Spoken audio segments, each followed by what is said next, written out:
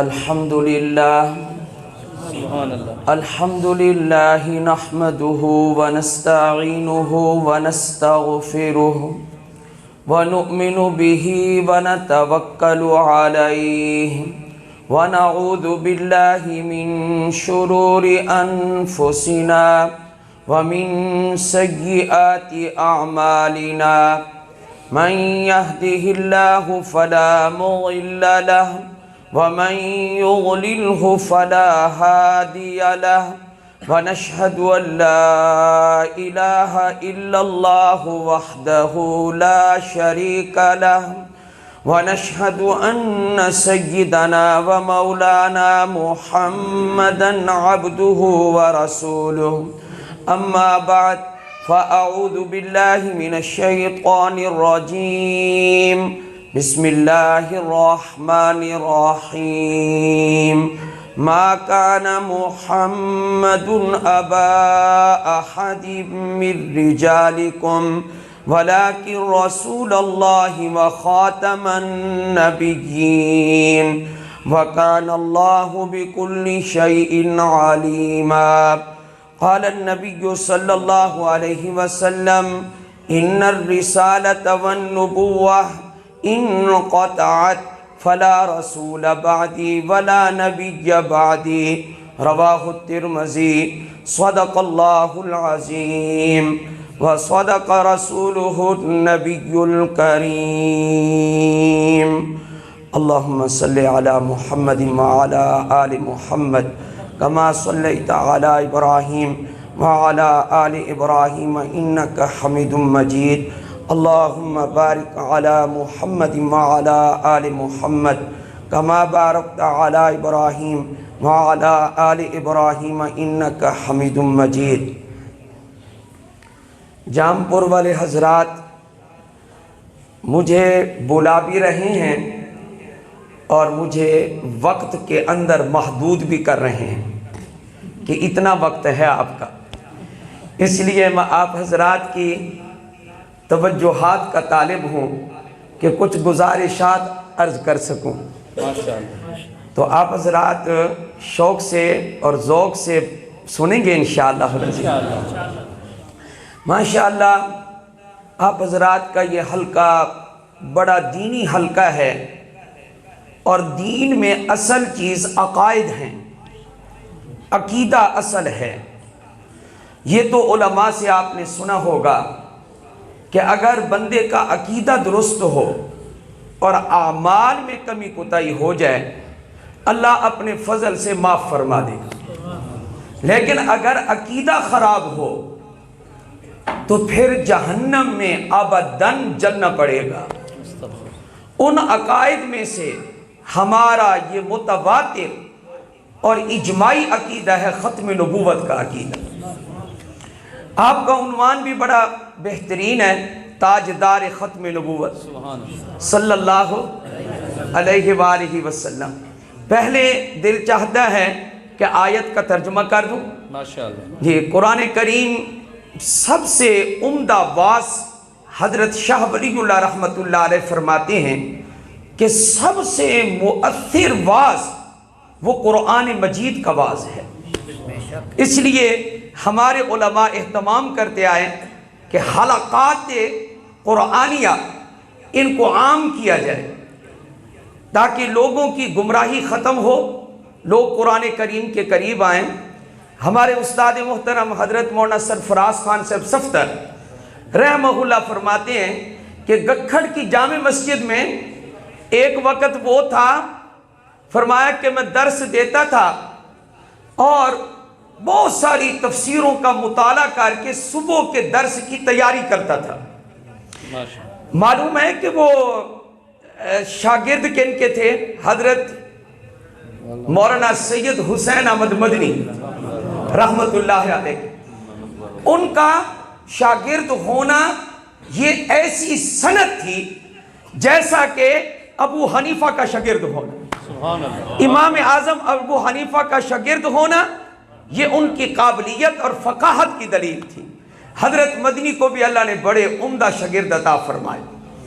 تو حضرت فرماتی ہیں بڑی بڑی تفسیریں میں دیکھتا اور صبح میں جب جاتا درس کے لیے تو کیا دیکھتا کہ میرا درس سننے کے لیے صرف ایک آدمی بیٹھا ہوا ہے، لیکن میں نے کبھی ہمت نہیں ہاری، میں نے ایک آدمی کے لیے مکمل تیاری کی، بڑی بڑی تفسیریں دیکھتا، مکمل تیاری کر کے جاتا۔ فرمایا کہ ایک وقت ایسا آیا کہ ایک بندہ یا میرا درس سنتا تھا یا صبح کے درس میں 200 آدمی بیٹھے ہوتے تھے۔ سبحان اللہ۔ حضرت نے یہ فرمایا، اس لیے سب سے پہلے میں گفتگو کروں گا، اس کا آغاز کروں گا قرآن کریم کی آیت اور اس کے ترجمے سے۔ اللہ تعالیٰ نے کیا فرمایا؟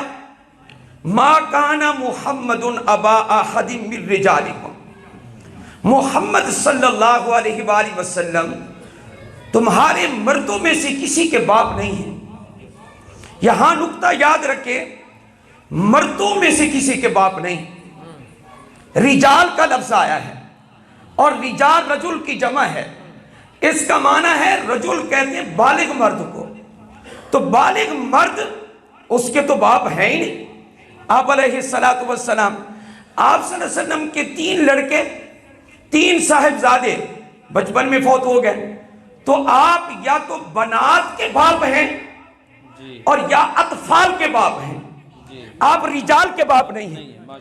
ما کان محمد ابا احد من رجالکم، جہاں بنات کا ذکر آیا وہاں خطاب میں فرمایا یا ایھا النبی قل لازواجک وبناتک ونساء المؤمنین یدنین علیہن من جلابیبہن، وہاں بنات کا ثبوت ہے، اور میرے رب نے یہ کرم فرمایا کہ بنات کا صیغہ جمع کا ذکر فرما کے کسی کا منہ کالا کر دیا اللہ نے۔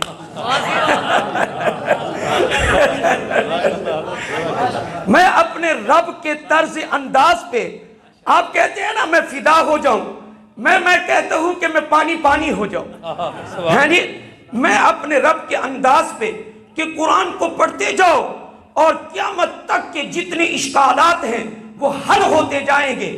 میں یہ نہیں سمجھتا کیا کہ قرآن کی گہرائی میں جانے والا کبھی بھی گمراہ ہو سکتا ہے، ایسا نہیں ہوگا، بلکہ تمام جوابات، تمام علوم اللہ نے اپنی کتاب کے اندر، اللہ نے یہاں پر ایسے رکھ دیے جیسے اللہ تعالیٰ نے سمندر میں خزائن، دفائن، جواہرات، لؤلؤ والمرجان رکھ دیے۔ یہ بات ہے کہ تلاش کرنے والا کتنا تلاش کرتا ہے، غوطہ زنی کتنی ہوتی ہے آپ سے، یہ بات کی بات ہے، لیکن لا تنقضی عجائبہ، قرآن وہ کتاب ہے اس کے عجائبات کبھی ختم نہ ہو۔ ما کان محمد ابا احد من رجالکم، اب سمجھ آیا کیا؟ محمد تمہارے مردوں میں سے کسی کے باپ نہیں۔ یہ جملہ یہاں کیوں فرمایا؟ اس کی وجہ یہ ہے شان نزول۔ شاہ ولی اللہ رحمہ اللہ ارشاد فرماتے ہیں ہر آیت محتاج تفسیر نہیں ہے کہ اس کا شان نزول واضح کیا جائے، لیکن بعض آیات کو سمجھنے کے لیے شان نزول کا ذکر کرنا ضروری ہے۔ آپ کے متبنہ بیٹے حضرت زید بن حارثہ رضی اللہ تعالی عنہ، انہوں نے شادی کی تھی، آپ صلی اللہ علیہ وسلم نے رشتہ طے کیا تھا حضرت زینب بنت جحش رضی اللہ تعالی عنہا سے، لیکن آپس میں نہ بنی، بالآخر طلاق ہو گئی۔ آپ علیہ السلام چاہتے تھے کہ اس کو میں نکاح میں لے لوں، اس لیے کہ ان سے میں نکاح کروں گا تو ان کی جو کسب، جو جبر نقصان ہے وہ میں کر دوں گا، اور ان کی دل جوئی ہو جائے گی، جو دل ٹوٹا ہے، ان کی کسر قلبی ہوئی ہے، وہ میں جبر قلبی سے بدل دوں گا اور ان کی دل جوئی ہو جائے گی۔ آپ صلی اللہ علیہ وسلم چاہتے تھے کہ میں ان کو نکاح میں لوں، نکاح کرنا جائز ہے عدت کے بعد، یہ کوئی سگا بیٹا تو میرا نہیں تھا، کوئی خونی بیٹا تو نہیں تھا، کوئی رضائی بیٹا تو نہیں تھا، لیکن لوگوں میں رواج تھا اس وقت کہ جس کو بیٹا منہ سے کہہ دیتے تھے، متبنہ کہہ دیتے تھے، لے پالا کہہ دیتے تھے، منہ بولا بیٹا کہہ دیتے تھے، اس کو پھر حقیقی بیٹا سمجھتے تھے۔ تو آپ صلی اللہ علیہ وسلم چاہتے تھے اس رسم کو توڑا جائے۔ اللہ نے فرمایا وَتُخْفِي، آپ تو چھپا رہے ہیں نا، آپ یہ چاہتے ہیں جو دل میں ہے چھپا رہے، نہیں، آپ نہیں کرنا چاہتے نا نکاح، آپ اس وجہ سے نہیں کرنا چاہتے، آپ اس کا ارادہ بھی ظاہر نہیں کرنا چاہتے، آؤ ہم فیصلہ کیے دیتے ہیں۔ اللہ نے فرمایا زوجناکہا، ہم نے آسمانوں سے فیصلہ کر دیا، آپ کا نکاح زینب سے ہم نے کر دیا۔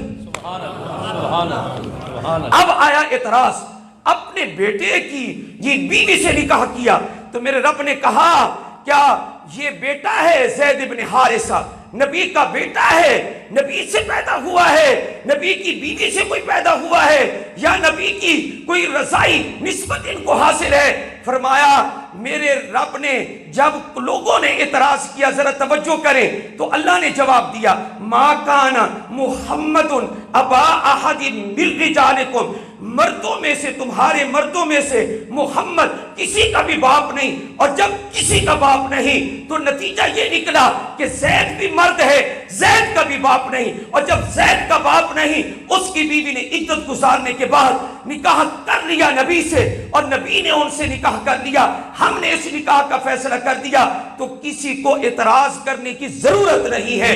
یہاں ایک نکتہ ایک اور حل ہو گیا، کیا کہ جب نبی پر کوئی اعتراض کرے، نبی کے خلاف آواز اٹھائے، سنت اللہ ہے کہ نبی کی عزت کا دفاع کرنا چاہیے۔ سبحان اللہ، سبحان اللہ، سبحان ما کان محمد ابا احد من رجالکم، دفاع کس نے کیا جب اعتراض ہوا؟ اللہ نے۔ آج اگر میں اور آپ نبی کی عزت، نبی کے ناموس، ختم نبوت کے لیے اگر ہم میدان میں نکلیں گے، آپ کی عزت کی حفاظت کے لیے نکلیں گے، تحفظ ناموس رسالت کے لیے نکلیں گے، دفاع کے لیے نکلیں گے، مرزائیوں کا منہ توڑیں گے، تو بتاؤ یہ آج کا طریقہ ہے یا میرے رب کی سنت اور میرے رب کا طریقہ ہے؟ سبحان اللہ، بتائیں یہ کس کا طریقہ ہے؟ بولے ذرا۔ یہ اللہ کا طریقہ ہے۔ تو اللہ کے طریقے کو اپناؤ گے یا نہیں اپناؤ گے؟ نبی کا دفاع کرو گے یا نہیں کرو گے؟ نبی کی عزت کے لیے نکلو گے یا نہیں نکلو گے؟ ما کان محمد ابا احد من رجالکم۔ اب آ گئی بات کیا کہ اے اللہ تو نے یہاں کہہ دیا مردوں میں سے کسی کے باپ نہیں ہیں، اور جبکہ یہی سورت، کون سی سورت؟ سورہ احزاب، اس کے پہلے رکوع میں تو نے یہ کہا ہے النبی جو اولا بالمؤمنین من انفسہم وازواجہ امہاتہم، نبی ایمان والوں کے ساتھ ان کی جانوں سے بھی زیادہ حق رکھتا ہے۔ فرمایا زیادہ حق رکھتا ہے کتنا؟ میں اس کو کھولوں تو وقت تھوڑا سا یہاں لگ جائے گا، لیکن ایک نکتہ عرض کرتا ہوں جو مفسرین نے یہاں ذکر کیا۔ فرمایا کوئی بندہ جلتی ہوئی آگ میں اپنے آپ کو چھلانگ لگا کے خودکشی کرنا چاہے تو اس کے لیے جائز نہیں ہے، لیکن اگر پیغمبر حکم دے تو چھلانگ لگانا واجب ہو جاتا ہے۔ سبحان اللہ، سبحان اللہ۔ النبی جو اولا بالمومنین من انفسہم، آگے کیا کہا رب نے؟ وازواجہ امہاتہم، کہ نبی کی ازواج، نبی کی بیویاں، نبی کے حرم، نبی کی عزت، نبی کا لباس، نبی کی پگڑی، یہ کیا چیز ہے؟ فرمایا امہاتہم، یہ ایمان والوں کی مائیں ہیں۔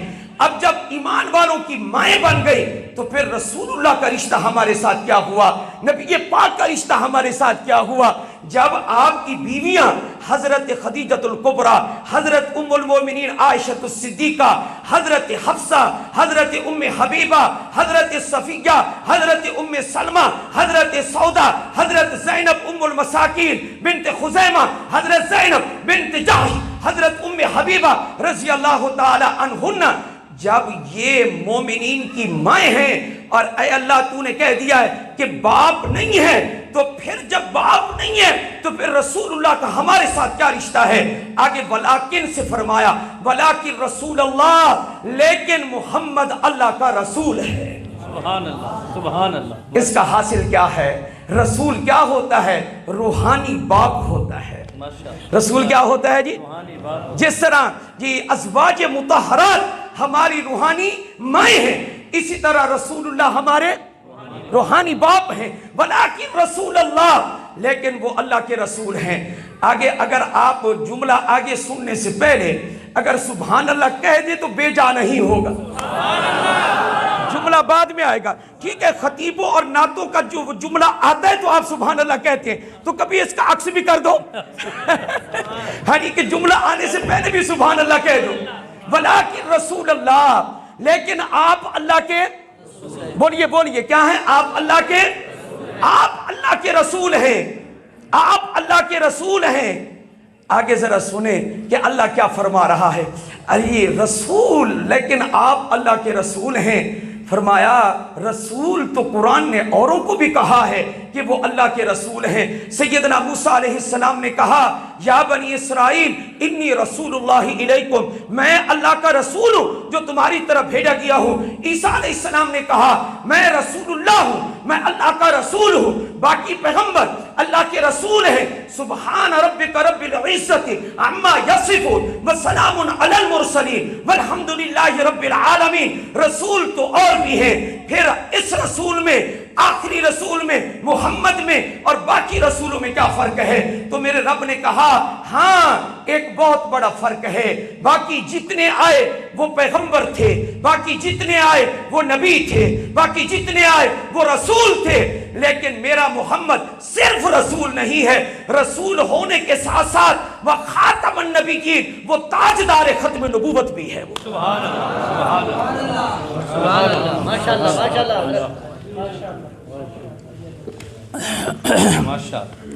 یہ فرق ہے، یہ امتیاز ہے۔ ہمارے رسول کی رسالت وہ رسالت نہیں ہے جو علاقائی رسالت ہو، جو محدود رسالت ہو، جو زمانے کے اعتبار سے محدود ہو، وہ رسالت نہیں ہے۔ فرمایا رسول، ہمارے رسول کی رسالت بھی عالمگیر رسالت ہے، عالمگیر رسالت۔ نہ زمانے کی کوئی حد ہے، نہ علاقائی کوئی حد ہے، جغرافی کوئی حد متعین نہیں ہے، بلکہ ہمارے علماء کیا فرماتے ہیں جہاں جہاں خدا کی خدائی ہے وہاں وہاں محمد کی مصطفیٰ ہے صلی اللہ علیہ وآلہ وسلم۔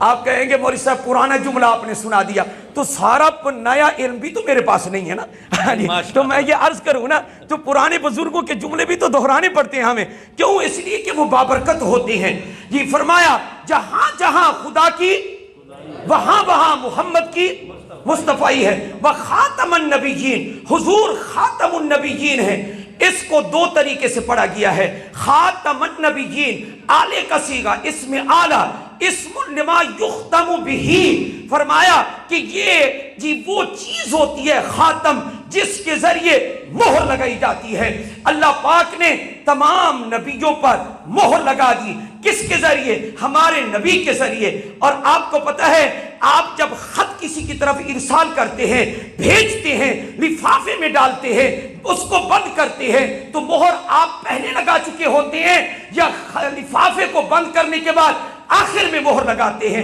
مہر آپ کب لگاتے ہیں، شروع میں یا آخر میں؟ تو اس کا یہ مطلب ہوا، امام راغب اصفہانی رحمہ اللہ اپنے مفردات القرآن میں واضح طور پر فرماتے ہیں کہ خاتم ہو یا خاتم ہو، خاتم النبی، خاتم النبیین اور خاتم النبیین اسم فاعل کا صیغہ ہو یا اسم آلے کا صیغہ ہو، دونوں کا معال، دونوں کا حاصل ایک ہی بنتا ہے، کیا؟ کہ سب نبیوں سے آخر میں آنے والا۔ کیا حاصل بنتا ہے جی؟ سب نبیوں سے آخر میں آنے والا۔ سبحان اللہ، سب نبیوں سے آخر میں آنے والا۔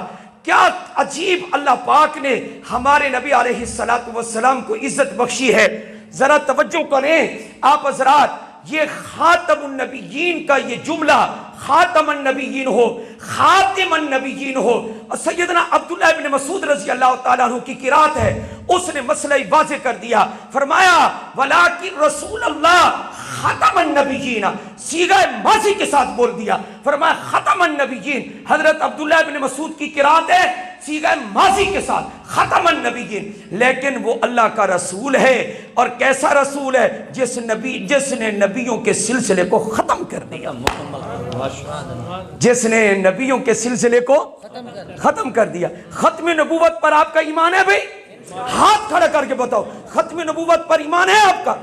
ہمارے نبی کے بعد کوئی نبی نہیں آئے گا۔ میں آگے چل کر کچھ بات عرض کرتا ہوں، میرا بھی ٹائم باقی ہے۔ فرمایا ختم النبیین، آپ نے نبیوں کے سلسلے کو ختم فرما دیا۔ وَكَانَ اللَّهُ بِكُلِّ شَيْءٍ عَلِيمًا، اس میں بھی بڑا راز ہے، ذرا ترجمہ مکمل کر لوں میں آیت کا۔ وَكَانَ اللَّهُ بِكُلِّ شَيْءٍ عَلِيمًا۔ اب کوئی آئے اور یہ کہے محمد نبی ہیں صلی اللہ علیہ وآلہ وسلم، رسول ہیں، ان کے سر پر ختم نبوت کا تاج کیوں رکھا؟ بہت خوب. ان کے سر پر ختم نبوت کا تاج کیوں رکھا؟ یہ قادیانی مرزائی، یہ پھر رہے ہیں لعین. ہاں جی، یہ کہتے ہیں نا، یہ کچھ کہتے ہیں، میں وہ سناتا ہوں یہ کیا کہتے ہیں. ہاں جی، یہ اعتراض کرنے والے کہتے ہیں کہ ختم نبوت کا تاج آمنہ کے لال کے سر پر کیوں رکھا؟ تو میرے رب نے کہا تم کون ہوتے ہو؟ وَكَانَ اللَّهُ بِكُلِّ شَيْءٍ عَلِيمًا. یہ جواب ہے، وَكَانَ اللَّهُ بِكُلِّ شَيْءٍ عَلِيمًا. فرمایا تم نہیں جانتے کہ کس منصب کا کون حقدار ہے. جس منصب کا جو حقدار ہے میں جانتا ہوں. موسیٰ کلیم تو ہے، اس کو میں نے کلیم بنایا. ابراہیم خلیل تو ہے، میں نے خلیل بنایا. نوح جو ہے صفی اللہ تو ہے، نوح نجی اللہ تو ہے، میں نے اس کو نجی بنایا. آدم صفی اللہ تو ہے، میں نے اس کو صفی بنایا. فرمایا کہ یوسف حسین تو ہے، میں نے اس کو حسین بنایا. عیسیٰ روح اللہ تو ہے. ہر ایک کو منصب میں نے دینا ہے، ہر ایک کا منصب مقام میں نے مقرر کرنا ہے. میں جانتا ہوں کہ کون اہل ہے کہ کس کے سر پر ختم نبوت کا تاج رکھنا ہے. اللہ کہتا ہے میں جانتا ہوں. اے مرزائیو، ربوے کے کافروں، اے لعینوں، تم نہیں جانتے، میں رب جانتا ہوں. اس منصب کا حقدار محمد ہے صلی اللہ علیہ وآلہ وسلم. تکبیر، تاج و تخت و ختم نبوت.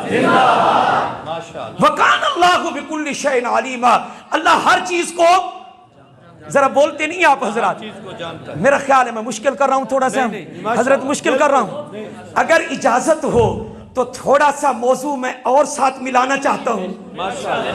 ملا دوں ذرا. سورہ فتح کی آیت بھی پڑھ لیں.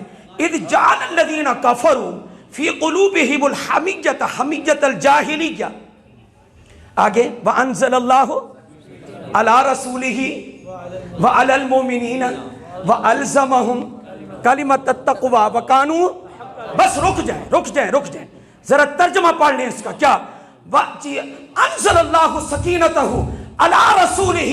اللہ وہ ہے جس نے اپنا سکون اور اطمینان نازل کیا اپنے رسول پر، ایمان والوں پر نازل کیا. اے اللہ، رسول کے ساتھ جو تحت شجرہ بیعت کرنے والے تھے ان صحابہ پر تو نے سکون نازل کیا. پیغمبر کی برکت سے تو نے رحمت نازل کی، اطمینان نازل کیا. اور کیا کیا؟ تو رب تعالیٰ کے ذرا فیصلے سنے. فرمایا کیا؟ وَأَلْزَمَهُمْ کلمۃ التقویٰ. فرمایا کلمہ تقویٰ، لا الہ الا اللہ محمد الرسول اللہ، میں نے صحابہ کو نصیب نہیں کیا، چپکا دیا ہے. چپکا دیا ہے، چپکا. میں کہتا ہوں کیا کہ کوئی آدمی ایلفی سے کسی چیز کو چپکا دے، کہتا ہے یہ کبھی نہیں ٹوٹے گی. اس کو ایلفی لگ گئی کہ انہیں میں نے چپکا دی ہے، بڑا میں نے جوڑ لگایا ہے، بڑا میں نے بند لگایا ہے، اور یہ کبھی یہ ٹوٹے گا، یہ چیز کبھی اس سے علیحدہ نہیں ہوگی. میرے رب نے کیا کہا؟ وَأَلْزَمَهُمْ. لوگ بھی چپکاتے ہیں، میں نے بھی ایک چیز چپکا دی ہے. اے اللہ، تو لازم کرنے والا ہے. تو نے کن کو لازم کیا؟ کس چیز کو چپکایا اور تو نے لازم کر دیا؟ فرماتے ہیں تمہارا چپکایا ہوا، تمہاری چیز چپکائی ہوئی وہ علیحدہ پھر بھی ہو سکتی ہے، لیکن ایک چیز میں نے صحابہ کو چپکا دی ہے، ایک چیز میں نے ان کو لازم کر دی ہے، وہ ملزوم ہے، اور ایک چیز ان کو لازم ہے، اور لازم اپنے ملزوم سے کبھی جدا نہیں ہو سکتا. فرمایا جہاں صحابہ ہوں گے کلمت التقویٰ ہوگا، اور جہاں کلمت التقویٰ ہوگا وہاں صحابہ ہوں گے. یہ کبھی ایک دوسرے سے جدا نہیں ہو سکتا. وَأَلْزَمَهُمْ كَلِمَةَ التَّقْوَىٰ. اے اللہ، تو نے ان کو، باقی لوگ تو ایمان لا کر پھر بھی جاتے ہیں، مرزائی مرتد بھی ہو گئے، اور یہ اپنے ایسے گندے نبی کو مان کر جس کو نبی کہنا بھی نبی کی توہین ہے، لعین ہے، دجال ہے، کذاب ہے، فریبی ہے، ایکٹر ہے، ڈرامے باز ہے، لعین ہے. اور میں کیا कहूँ इसको, मेरे पैगंबर सल्लल्लाहु अलैहि वसल्लम की खत्म नबूवत पर डाका डालने वाला है। और ऐसा डाका डाला इसने कि अगर उलमा की तहरीरें ना होती, उलमा की कुर्बानियां ना होती, तो ये खत्म नबूवत का मसला हल ना होता। आप हजरात इसकी तारीख पढ़े, मैं 2 दिन से इसकी तारीख का मुताला कर रहा हूँ, मेरा दिल आंसू रो रहा है कि खत्म नबूवत के लिए कितनी बड़ी कुर्बानी है। आप हजरात समझते हैं, मैं इस मौजू को बाद में लाना चाहता था, लेकिन आप देखें माल रोड पर आप ये देखें कि लाहौर की सड़कों पर जब गोली चली 53 में, खत्म नबूवत की तहरीक चल रही थी, 53 में चली, 74 में चली, 74 में फैसला हुआ। आप 7 सितंबर को उस वक्त असेंबली ने फैसला किया। आप जरा तवज्जो के साथ देखें क्या कि ये जब 53 में गोली चली, कितने आदमी शहीद हुए खत्म नबूवत के लिए। 10,000 आदमियों ने अपने सीने पर गोली खाई और उनकी बरकत से खत्म नबूवत का मसला हल हुआ। कितने हजार आदमियों ने? 10,000 आदमियों ने। ऐसे नहीं मसला हल हुआ। खैर, इसमें बड़ी तारीख है, पस मंजर है। मैं जरा इस आयत को जरा हल कर लूं। वअल्ज़महुम, और लाजिम कर दिया, चिपका दिया सहाबा को क्या? कलिमत तकवे का कलमा। तकवा कौन सा? ला इलाहा इल्लल्लाह मुहम्मदुर रसूलुल्लाह। आगे पढ़िए क्या अल्लाह ने यहां बस नहीं की कि मैंने इनको तकवा लाजिम किया सिर्फ, बाकी मेरे रब ने आगे फरमाया, क्या फरमाया अल्लाह ने? वकानू अहक्क बिहा। इसकी लज्जत वही समझेगा। नहीं नहीं नहीं, ये जामपुर वाले नहीं समझ सकते। हाँ, ये चाशनी है कुरान की। वकानू अहक्क बिहा। और अगर आप इजाजत दें तो मुझे तो कभी कभी ये कहने को जी चाहता है कि जब सहाबा का जिक्र आता है, कुरान भी ऐसे ठाठे मार रहा होता है, ऐसे ऐसे ठाठे मार रहा होता है, ऐसे लगता है वकानू अहक्क बिहा। और मौलाना, आज मैं दिल की बात कह दूं, मैं जिल्द अव्वल पढ़ा रहा हूं, मेरे उस्ताद साहब जिल्द सानी पढ़ा रहे हैं। पहले वो जिल्द अव्वल पढ़ाते थे, मैं जिल्द सानी पढ़ाता था जलालैन। तो तालिब इल्मों ने पता है क्या फर्क किया? तालिब इल्मों ने कहा कि उस्ताद जी, ये आपके जो उस्ताद जी हैं, उनकी जब गुफ्तगू सुनते हैं तो ऐसे लगता है कि उनको मदीने से ज्यादा मोहब्बत है। आपकी गुफ्तगू सुनते हैं तो दिल गवाही देता है सहाबा से बड़ी मोहब्बत। सुभान अल्लाह। तो मैंने उसको ये कहा क्या कि सहाबा वो बड़े हैं, उन्होंने बड़ों से मोहब्बत की ज्यादा, और हम भी मोहब्बत बड़ों से करते हैं, लेकिन मैं क्या करूं, खुद हमारे नबी ने जो सहाबा से मोहब्बत की है सल्लल्लाहु, मैं मजबूर हूं, इस बात पे मैं मजबूर हूं। अब जरा लज्जत कुरान की तरफ आए ना। क्या? वअल्ज़महुम, अल्लाह ने कलिमत तकवा इनको लाजिम कर दिया है, अबू बकर को लाजिम कर दिया। एक जुमला कह दूं? इजाजत है? वो जो खुबसाउल बवातिन है, वो जो खुबसाउल बवातिन है, ये अल्लाह ने उनके लिए ये ताबीर इख्तियार की है जो कहते हैं नबी के बाद मुर्तद हो गए थे। हाँ हाँ, अल्लाह ने कहा अल्ज़मा, मैंने लाजिम किया, और जिस चीज को मैं लाजिम कर दूं वो मुर्तद नहीं होते। हाँ, वह अल्ज़महुम, मैंने लाजिम किया। भला अल्लाह जो चीज लाजिम कर दे वो जुदा हो सकती है? नहीं हो सकती। इसलिए कोई सहाबी कभी मुर्तद नहीं हो। हाँ, जो सहाबा को मुर्तद कहे उनके बारे में हजरत शाह अब्दुल अजीज मुहद्दिस देलवी रहमहुल्लाह का फतवा आज भी किताबों के अंदर मौजूद है। सहाबा को मुर्तद कहने वाले खुद मुर्तदीन हैं। शाह अब्दुल अजीज मुहद्दिस देलवी रहमहुल्लाह का फतवा आज भी मौजूद है। आगे चलिए जरा मैं सफर करूं। वअल्ज़महुम कलिमत, ऐ अल्लाह सहाबा को तूने इतना बड़ा इजाज दिया, तो आओ जरा क्या आगे जुमला पढ़ो। उलमा तो झूम गए भाई। वकानू अहक्क बिहा, सुभान अल्लाह। क्या इसका तर्जुमा कर दो? ये तो हकदारन, ये तो हकदारन जी, जेड़े हकदारन हक दो ना, ये वकानू अहक्क बिहा, यही तो हकदार थे। नहीं, मैंने अभी तर्जुमा पूरा नहीं किया। क्या इसमें सीगा, इसमें तफसील है। वकानू अहक्क बिहा, वकानू अहक्क बिहा, دنیا میں مومن ہوتے رہیں گے، کلمہ پڑھتے رہیں گے، سارا تو زیادہ اول نمبر دے حقدار یہی ہے۔ کون ہے؟ صاحب وَكَانُوا أَحَقَّ بِهَا، سیگا اس میں تفصیل ہے، میرے رب کی تعبیرات ہیں، میں کیا کروں؟ ماشاءاللہ ہیں جی۔ اب ہمیں تو یہ انہی کے گن گاتے ہوئے انشاءاللہ جنت ملے گی نا، ضرور ملے ہاں۔ گی انشاءاللہ۔ ابو بکر ہے جس نے مسلمہ کذاب سے لڑائی کی، ختم نبوت کا منکر خبیث، اس کے ساتھ جنگ کر کے آپ نے بہت سارے صحابہ کو شہید تو کروایا، ختم نبوت کے مسئلے کی حفاظت فرمائی۔ سبحان اللہ۔ سیدنا صدیق اکبر، میں پڑھ رہا تھا علماء نے لکھا ہے صحابہ نے بڑے اجماع کیے ہیں، لیکن سب سے پہلا اجماع، یہی تھا سب سے پہلا اجماع جس مسئلے پر صحابہ نے کیا وہ ختم نبوت کا مسئلہ تھا۔ سب سے پہلا اجماع ختم نبوت کے مسئلے پر ہوا۔ وَكَانُوا أَحَقَّ بِهَا۔ اب ذرا آ جائیں، توجہ ہے یا تھک گئے آپ؟ مولانا میں ذرا دعا کر لوں جی، آخری جملے جیسے آپ ہمارے بڑے ہیں نا جی۔ وَكَانُوا أَحَقَّ بِهَا، ذرا ادھر بھی دیکھو کیا کہ فرمایا ختم نبوت کا تاج صحابہ کے سر پہ کیوں، اللہ کے نبی کے سر پہ کیوں رکھا؟ ختم نبوت کا تاج محمد کے سر پہ کیوں رکھا؟ اللہ نے جواب دیا نا نا نا، علماء سمجھ گئے ہیں میں کیا کہنا چاہتا ہوں۔ ماشاءاللہ ہاں جی، کیا جواب آیا اللہ کا؟ ماشاءاللہ۔ کیوں رکھا تاج ختم نبوت کا آمنہ کے لال پر، عبداللہ کے در یتیم پر، عبد المطلب کے لاڈلے پوتے پر؟ فرمایا کیوں رکھا؟ یہ قرشی المکی المدنی، یہ سید الاولین والآخرین، ان کے سر پر ختم نبوت کا تاج کیوں رکھا؟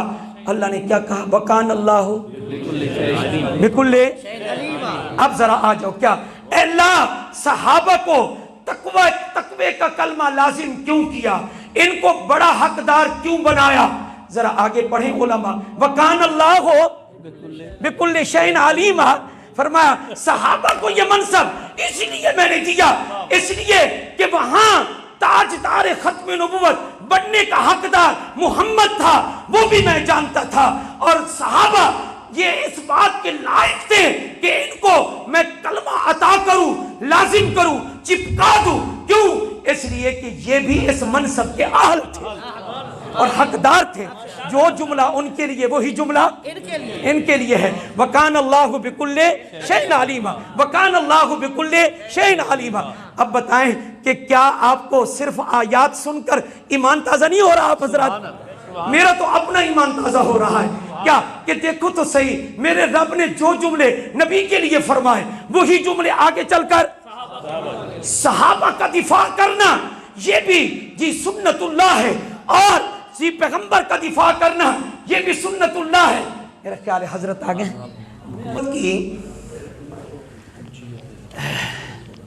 جی میں عرض کرتا ہوں جی انشاءاللہ ختم نبوت کی گواہی مرزائی نہیں دیتے نا؟ نہیں، مرزائی ختم نبوت کی گواہی نہیں دیتے نا؟ اور آپ کو میں بتا دوں، حضرت اس پر مفصل بیان کریں گے، میں اتنا عرض کروں، جو یہ کہے نا مرزائی کہ میں ختم نبوت کو مانتا ہوں، وہ آپ کو چکر دے رہا ہوگا، دھوکہ دے رہا ہوگا۔ وہ ختم نبوت کے معنی کوئی اور لے کر صرف الفاظ آپ کے لیے بول دے گا۔ آپ اس کو یہ کہیں، حضرت کاندھلوی رحمت اللہ علیہ نے کے اصول بیان کیا بڑا زبردست، ماشاءاللہ، اس سے نا فرق ہو جاتا ہے کھرے کھوٹے کا۔ جی حضرت رحمت اللہ علیہ نے فرمایا اپنی تفسیر معارف القرآن میں پڑھ دوں فارسی عبارت، ماشاءاللہ، تبلا بے تبرہ نیست، تبلا بے تبرہ نیست۔ اگر یہ کہیں نا مرزائی ہم کلمہ پڑھتے ہیں یہی جو تم پڑھتے ہو، لا الہ محمد الرسول اللہ، ہم نماز وہی پڑھتے ہیں جو تم پڑھتے ہو، نماز ویسے پڑھتے ہیں جیسے تم پڑھتے ہو، اور ہماری مساجد بھی ویسی ہیں جیسی کہ، اور قرآن بھی ہم یہی پڑھتے ہیں، اس آیت کو بھی ہم مانتے ہیں۔ تو ایک الگ ہے کہ آپ علمی بحث کریں، ہر بندہ تو نہیں کر سکتا۔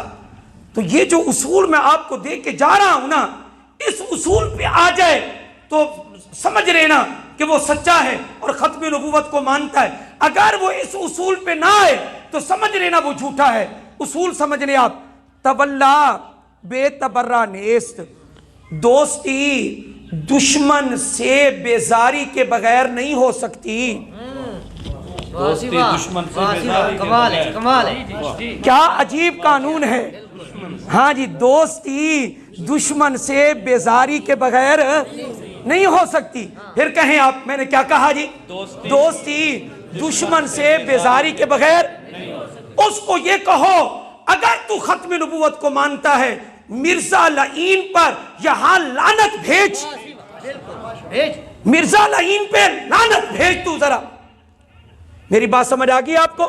اگر وہ لعنت بھیجے اور اس کو کہے وہ خبیث تھا، وہ لعین تھا، وہ دجال تھا، وہ کذاب تھا، پھر آپ کہیں کہ تو نے لعنت بھیجی ہے، اب ہمیں پتہ چل گیا تو نے کلمہ پڑھ لیا، باقی باطن تیرا جو ہے لیکن ظاہراً ہم تجھے مسلمان مانتے ہیں. اگر وہ لعنت نہ بھیجے اور مرزے کو برا نہ کہے، دجال اور کذاب نہ کہے، خدا کی قسم وہ آپ کو دھوکہ دے رہا ہے. اس لیے حضرت مولانا ادریس کاندھلوی رحمت اللہ علیہ کا اصول ہاتھ میں ہوگا تو انشاءاللہ کبھی ہم دھوکہ تولا بے تبرہ نیس. نبی علیہ السلام کی احادیث حجت ہیں یا نہیں؟ بولے ذرا. حضور کی حدیثیں حجت ہیں؟ حجت ہیں. میں آپ کو بتاتا ہوں حجیت حدیث کے لیے اللہ تعالیٰ نے قرآن کریم کی کئی آیات ذکر کی ہیں. ما آتاکم الرسول فخذوہ وما نہاکم عنہ. رسول جو دے اور جیسے منع کرے. بخاری شریف کا واقعہ سنا دیتا ہوں. سیدنا عبداللہ ابن مسعود رضی اللہ تعالی عنہ نے ایک دن واز فرمایا اور فرمایا کہ لعن اللہ الواشمہ والمستوشمہ. واشمہ مستوشمہ پر لعنت کی ہے اللہ نے. لعن اللہ، گوندنے والی، گدوانے والی، وہ جو وہ اندر سوراخ کر کے بھرتے ہیں نا رنگ. ہاں جی، تو یہ جو بناتے ہیں یہ جائز نہیں ہے، یہ حرام ہے، یہ جائز نہیں. علماء نے منع کیا. الواسلہ والمستوصلہ، اس پر بھی لعنت کی ہے. بال بڑے نہ ہوں اور دوسری عورت کے بال لے کر ایک عورت اپنے بالوں میں گندوائے، انسانی بالوں کی وگ لگائے تو یہ جائز نہیں ہے. انسانی بالوں کا استعمال اس میں جائز نہیں ہے. الواسلہ والمستوصلہ، واسلہ پر بھی لعنت ہے، مستوصلہ پر، جوڑنے والی، جڑوانے والی، گوندنے والی، گندوانے والی، ان پر لعنت ہے. ایک عورت بھی بات سن رہی تھی حضرت کا. اس عورت نے سوال بھیجا. اس نے کہا میں نے تو پورا قرآن پڑھا ہے اے عبداللہ ابن مسعود رضی اللہ تعالیٰ عنہ. توجہ کریں ذرا، حجیت حدیث آ رہی ہے جی. کیا فرمایا کہ میں نے تو پورا قرآن پڑھا ہے. عورتیں اس وقت صحابیات بڑی ماہر تھی. کہا میں نے پورا قرآن پڑھا ہے، کہیں بھی اللہ نے ان عورتوں کا ذکر کر کے لعنت نہیں بھیجی. تو آپ کیسے کہتے کہ خدا نے لعنت کی ہے؟ لعن اللہ الواسلہ والمستوصلہ، الواشمہ والمستوشمہ، یہ کہاں ہے؟ پورے قرآن میں کہیں نہیں ہے. تو حضرت عبداللہ ابن مسعود رضی اللہ تعالیٰ عنہ نے فرمایا لو وجدتی ہے، اگر تو قرآن پڑھتی اور پڑھنے کا حق ادا کرتی تو یہ مسئلہ تجھے قرآن کے اندر مل جاتا. یہ مسئلہ تجھے قرآن کے اندر مل جاتا. وہ کیسے؟ وہ تو حیران ہو گئی کہ قرآن میں تو کہیں بھی ان عورتوں کا اور واقعتاً 30 پارے میں ذکر نہیں ہے. تو اس کا جواب سیدنا عبداللہ ابن مسعود نے دیا رضی اللہ تعالیٰ عنہ. اس صحابی کی بھی نرالی شان ہے. کن کی؟ عبداللہ ابن مسعود رضی اللہ تعالیٰ عنہ کی بڑی نرالی شان ہے. یہ نا ایک مکہ کا سردار تھا، ان کی بکریاں چراتے تھے ماشاءاللہ. اسلام سے پہلے حضور اکرم صلی اللہ علیہ وسلم یہ چلے گئے. آپ علیہ السلام نے دیکھا ایک جگہ سیدنا صدیق اکبر بھی ساتھ تھے. آپ نے دیکھا یہ بکریاں چرا رہا ہے. یہ چونکہ آپ کی جو نگاہ تھی، ہائے ہائے ہائے ہائے ہائے سبحان اللہ، وہ کس کی نگاہ تھی؟ وہ پیغمبر کی نگاہ تھی. اور انشاءاللہ آج ختم نبوت کی اس نسبت سے میں اور آپ جمع ہے. اگر کفر سے ایمان کی طرف پیغمبر کی نگاہ لا سکتی ہے اور کفر ختم ہو سکتا ہے، انشاءاللہ قیامت کے دن پیغمبر کی نگاہ شفقت ہم گناہ گاروں پر پڑے گی تو ہمارے گناہ بھی ختم ہو جائیں سبحان اللہ انشاءاللہ العزیز۔ بڑی نسبت ہے، بڑی نسبت ہے بھائیو، بڑی نسبت ہے۔ عرض کر دوں میں کیا کہ فرمایا حضرت عبداللہ ابن مسعود رضی اللہ تعالیٰ عنہ ابھی مسلمان نہیں ہوئے تھے، تو آپ نے فرمایا یہ دودھ تو پلاؤ، دودھ بکریوں کا دودھ تو پلاؤ۔ ہاں جی، تو کہنے لگے حضرت عبداللہ ابن مسعود کہنے لگے یہ بکریاں میری نہیں ہیں، یہ بکریاں میری نہیں ہیں۔ نبی کریم صلی اللہ علیہ وسلم نے فرمایا ہاں آپ کی نہیں ہیں، دیکھو تو صحیح، صحابہ تو وہ ہیں جو حالت کفر میں بھی خیانت نہیں کرتے۔ کمال ہے، سبحان بہت خوب جملہ۔ سبحان اللہ حالت کفر میں بھی خیانت نہیں کرتے۔ حدیث پڑھ کے دیکھ لو، خیارکم فی الجاہلیہ خیارکم فی الاسلام، ایویں نہیں چنا ان اللہ اختار علی واختار علی اصحابی، بے شک بے شک۔ یہ چنیدہ بھی ہیں برگزیدہ بھی ہیں، سبحان اللہ سبحان اللہ ہیں جی، سبحان اللہ۔ ہاں جی، یہ ایسے نہیں ہے ان اللہ اختار علی واختار علی اصحابی۔ اور میں تو آپ کو ایک بات اور بتاؤں، حضور جیسے صحابہ جب کسی کے بن نہیں سکتے تو وہ بکواس کیوں کرتا ہے کہ میں نبی ہوں؟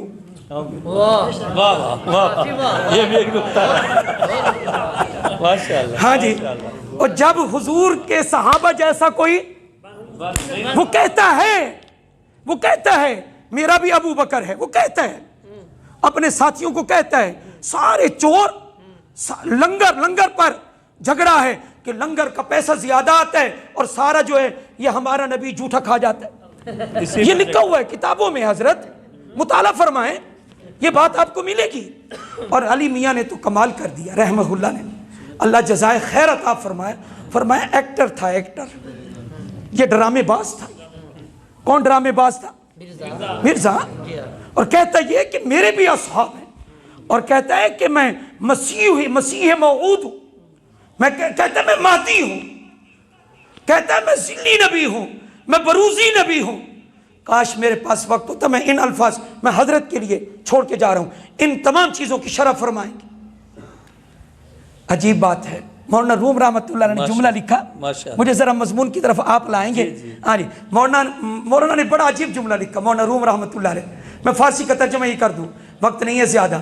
فرمایا دیکھو تو صحیح بھائی کہ جب کوئی آدمی پہلے رسول آئے وہ کامل تھے، ہمارے رسول اکمل ہیں، ہمارے رسول اکمل ہے، پہلے رسول صاحب جمال تھے، ہمارے رسول اجمل ہیں، پہلے رسول حسین تھے، ہمارے رسول احسن ہیں۔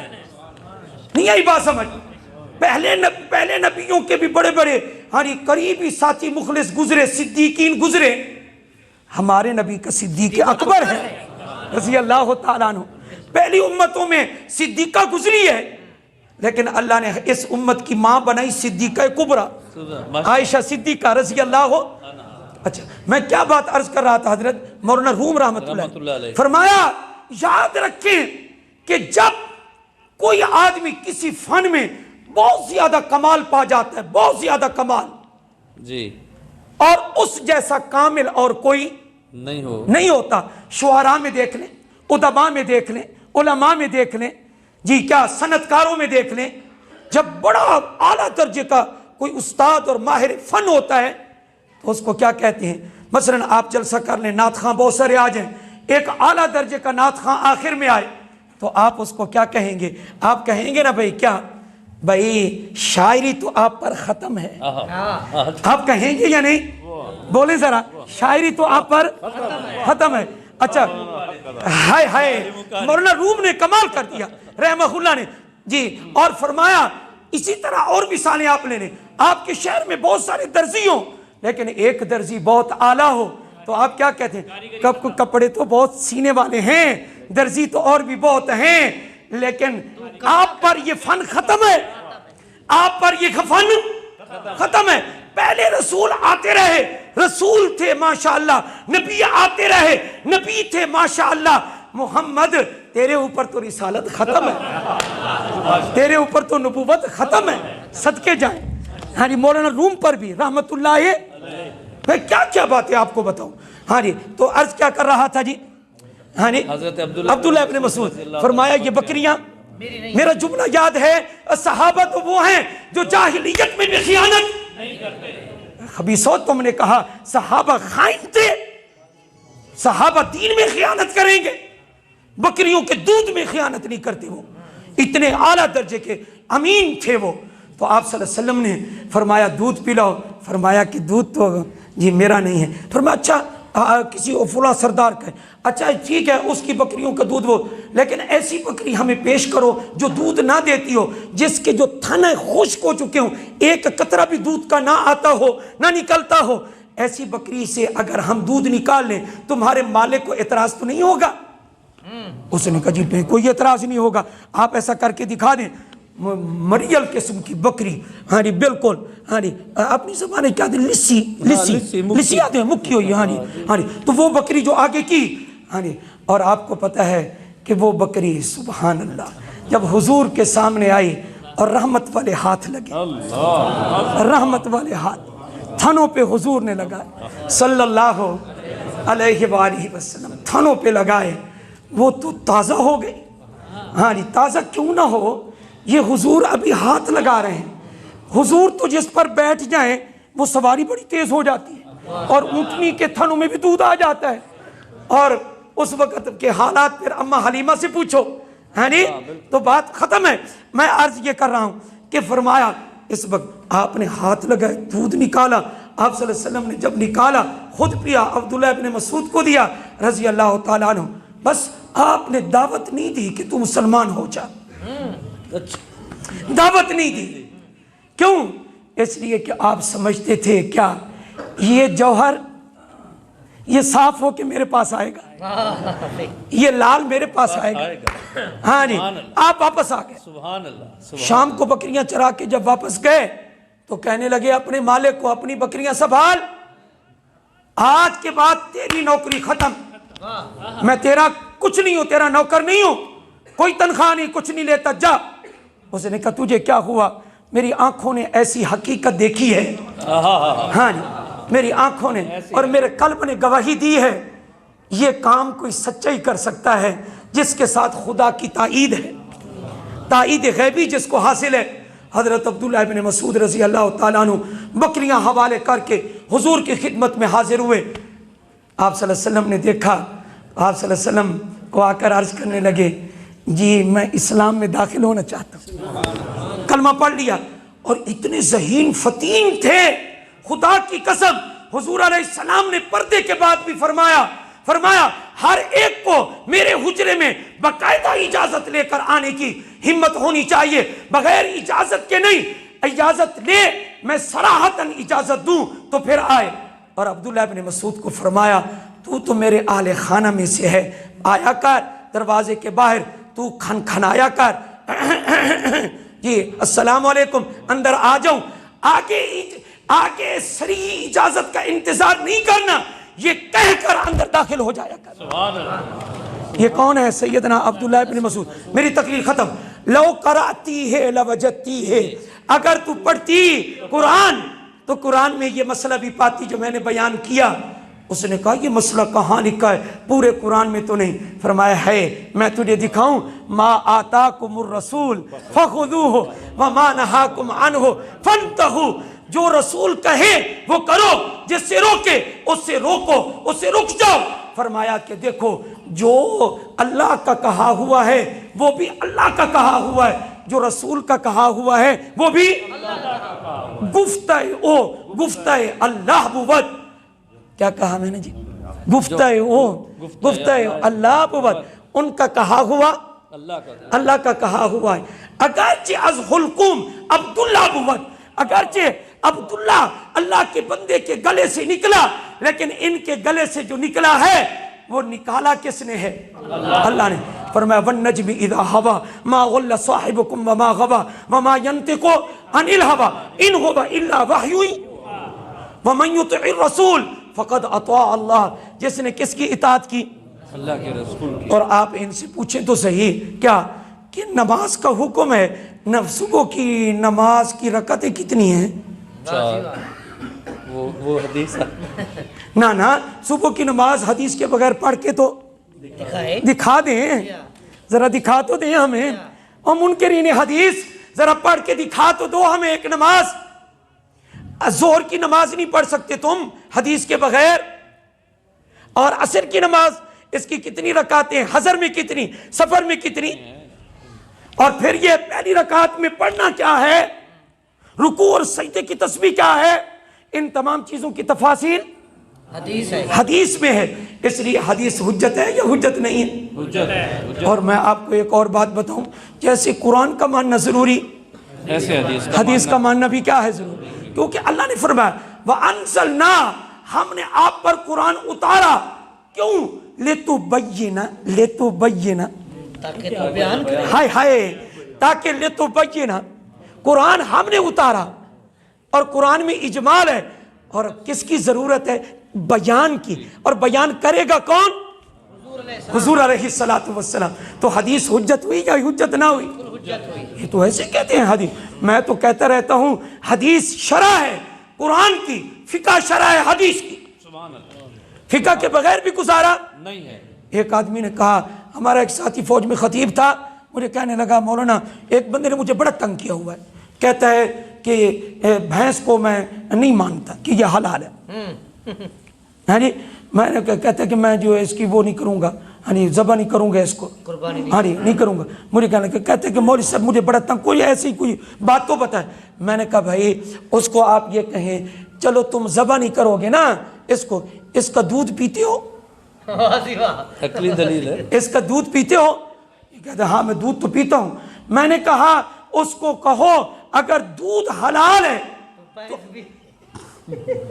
تو بھینس بھی، دودھ کا حلال ہونا قرآن کی کس آیت سے ثابت کرو گے؟ حدیث کی کون سی کتاب سے ثابت کرو گے؟ آپ کو پتہ ہونا چاہیے یہ بھینس عرب میں نہیں تھی، یہ عراق میں ہے، بغداد میں اس کی نسل موصول ہوئی، اور امام اعظم ابو حنیفہ رحمہ اللہ نے دیکھا کہ جتنے اوصاف یہ کس کے اندر ہیں، گائے کے اندر، اتنے سارے کے سارے اوصاف جگالی لے کر، وہ گھاس کھاتی ہے جگالی لیتی ہے، ہضم کرتی ہے، وہ بھی جگالی لیتی ہے، یہ بھی جگالی لیتی ہے۔ تو امام اعظم ابو حنیفہ رحمہ اللہ نے قیاس کرتے ہوئے فرمایا کیا؟